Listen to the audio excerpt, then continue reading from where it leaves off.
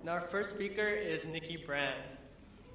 Nikki is graduating with a major in Peace and Conflict Studies and minors in both Spanish and Global Poverty and Practice.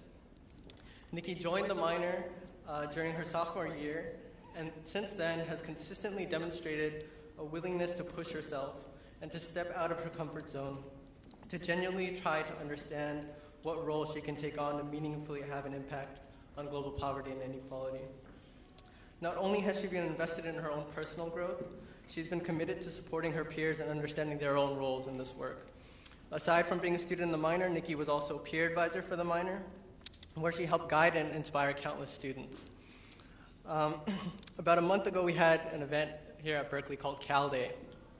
And at this event, our peer advisors meet with prospective students at a table out on Sproul and really just talk to them about our program. And I remember very vividly that during one of Nikki's first conversations, she was speaking with a student, and after about 2 minutes, the student decided that she wanted to be Nikki Brand. She wanted to major in the same thing, minor in the same things, participate in all the same activities. She decided that that was her best option for being successful. And this is just one example of how her energy and commitment has inspired others, and I know she'll continue to do so as she continues to learn and grow herself. Nikki's now getting ready to start an exciting new phase in her life. As we mentioned earlier, she completed her practice experience in Panajachel, Guatemala, working with cooperative indigenous Mayan weavers. The experience had such a strong impact on her that she's now planning to return to Panajachel to begin a full-time job as a field consultant for Community Enterprise Solutions, a nonprofit social entrepreneurship organization that trains local micro-entrepreneurs to market and distribute products that have social and environmental value.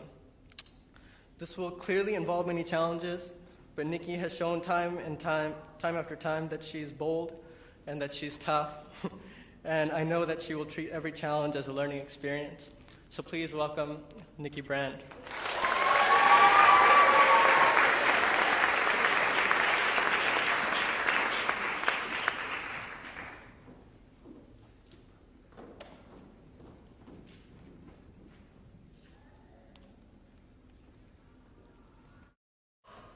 Good afternoon, class of 2013. Faculty, family, friends, distinguished guests, welcome. 2 years ago, as I was preparing to leave for my practice experience in Guatemala, I sat down with my then 15-year-old brother Ryan to show him a video about the rural Mayan communities I was going to be working with. I wanted him to share my excitement, but Ryan looked at the video, looked at me, and said, "I don't understand why anybody would do what you're doing on purpose." At that point, I was still at the beginning of my global poverty and practice journey. While excited, I wasn't so sure about what I was doing either. 3 years later, after 3 core courses and 2 electives, and 2 years spent in Blum Hall as a peer advisor, I finally know how to answer my brother's question. The answer lies in the 4 steps of the GPP process. Step 1, idealism. Each of us was that bright-eyed student enrolling in Global Poverty 115 to hear Professor Ananya Roy speak. We wanted to change the world, to alleviate poverty, to make a difference, and we wanted Professor Roy to tell us how. Spoiler alert, she never did. We learned that poverty doesn't exist in a vacuum, but rather it's created and perpetuated by our own actions and inactions. We learned to challenge the system and the structure. We also learned that we would have to work within these systems and structures as double agents to think critically and to innovate, rather than replicate the status quo. Step 2, theory.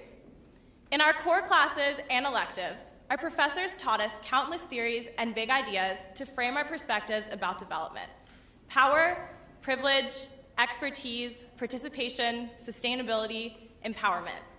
Through these theories, we learned to challenge our misconceptions about poverty, to think about the consequences of our actions, and to consider the ethics and the pragmatics of our work. Then we were in step 3, practice. We each chose a unique and exciting practice experience, and we prepared to put our theories and knowledge to the test. We experienced frustrations, physical discomfort, misunderstandings, breakdowns, and breakthroughs. We felt overwhelmed, confused, anxious, and embarrassed, but also motivated, inspired, and grounded. And then for each of us, there were those moments when all of the theories and all of these frustrations started to come together. I will always remember my first community visit to a rural village in the Guatemalan highlands. What I noticed that day was not just the extreme poverty and lack of resources. I also noticed the beautiful hand-woven designs of the artisans' clothing, the sun lighting up the rolling green hills, and the warm smiles I received from the women in the community as they welcomed me into their homes. That day, I noticed people, not just poverty. And in seeing people, I saw myself and my own privilege, not just as a volunteer or as a student, but as a person. It wasn't about my expertise or what I had studied in class. It was about human connection, shared experience, and the ability to find commonalities, build community, and challenge injustices, even in light of extreme difference. Which brings me to step 4, reflection. We came back to Berkeley looking for someone to talk to about our experiences, because let's face it, our roommates and friends were sick of hearing about it. We walked into Global Poverty 196, what I call group therapy for reverse culture shock, where we challenged each other to reflect, deconstruct, and process our experiences. It was emotional and cathartic, but this is where the whole GPP experience came together. We wrote reflections and organization reports and grant applications and packaged it all nicely together as our global poverty capstone. And now we're done. We arrived here today ready to graduate, ready to leave Berkeley and to leave the global poverty minor. But we'll never really leave it behind. Idealism, theory, practice, reflection. We finished the last official requirement of the minor, but what's next? We're now left with the challenge to translate what we've learned through this minor into the real world. For me, it's come full circle. In 4 days, I'm heading back to Guatemala to work for a nonprofit. This brings me back to my brother's question. Why am I doing this on purpose? It's not for the money. My salary will barely cover my cost of living. It's not for social interaction. I will be the sole field consultant for my region, working with just one other person on a day-to-day basis and living in a small rural town. And if you can get my dad off the State Department website long enough to ask him, you'll know that it's not so I can have a comfortable, risk-free first job experience. The real answer is that for all of us, addressing poverty is going to be part of our lives in one way or another. Whether our professional lives are directly dedicated to poverty alleviation, or we find ways to support economic justice in our communities outside of work, or perhaps we simply leave this program with a new perspective to share with others in our personal, professional, and public lives, we are all intimately bound to the plight of those who are poor. We know that we can't cure global poverty, and that our actions are as much a part of the problem as they are a part of the solution. But we also know that we don't have to be innocent bystanders, and we've seen through this minor that change is possible. The Global Poverty and Practice minor has given us the tools. It's our responsibility and our privilege now to use them.